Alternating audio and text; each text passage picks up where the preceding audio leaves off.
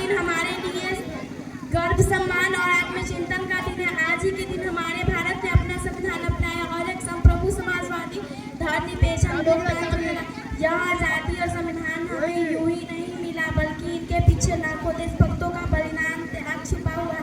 उन्हीं महान बलिदानों में से एक नाम स्वरक्षरों लिखा हुआ है। शहीद आजम भगत सिंह का जन्म 28 सितंबर 1960 में पंजाब प्रांत के बांका गांव में। उनका परिवार देशभक्तों की भावनाओं से भरा हुआ था। उनके पिता और चाचा स्वतंत्रता आंदोलन से जुड़े हुए थे। भगत सिंह बचपन से ही अंग्रेजों के अत्याचार देखते आ रहे थे। 1919 में हुआ जलियांवाला बाग हत्याकांड का मन का निर्णायक मोड़ ले चुका था। तभी उन्होंने ठान लिया कि मैं अपना जीवन देश की आज़ादी में समर्पित करूंगा। भगत सिंह केवल क्रांतिकारी ही नहीं थे बल्कि उच्च कोटि के विचारक, लेखक और समाज सुधारक भी थे। उन्हें पुस्तकों से बहुत गहरा प्रेम था। उन्हें समाज में फैली कुरीतियां, अंधविश्वास, असमानता से घोर विरोध था। उनका मानना था कि केवल सत्ता परिवर्तन से ही देश आजाद नहीं होगा बल्कि लोगों का सोच बदलना भी उतना ही आवश्यक है। 1928 में लाला लाजपत राय की अंग्रेजी पुलिस द्वारा निर्मम पिटाई से मृत्यु हो गई।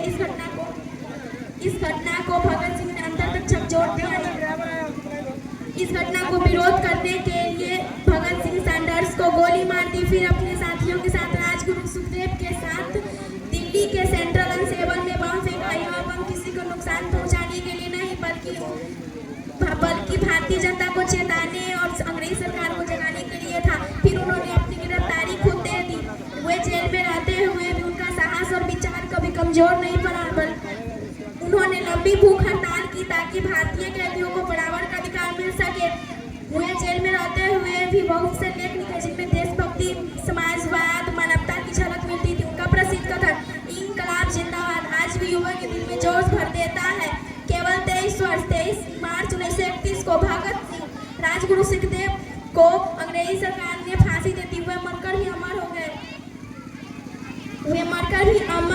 उनका बलिदान स्वतंत्रता आंदोलन को नई दिशा, नई ऊर्जा दे गया। आज गणतंत्र दिवस के इस पावन अवसर पर हमें ये याद रखना चाहिए कि हमारा संविधान, हमारा अधिकार, हमारा लोकतंत्र इन्हीं महान शहीदों के परिणाम है।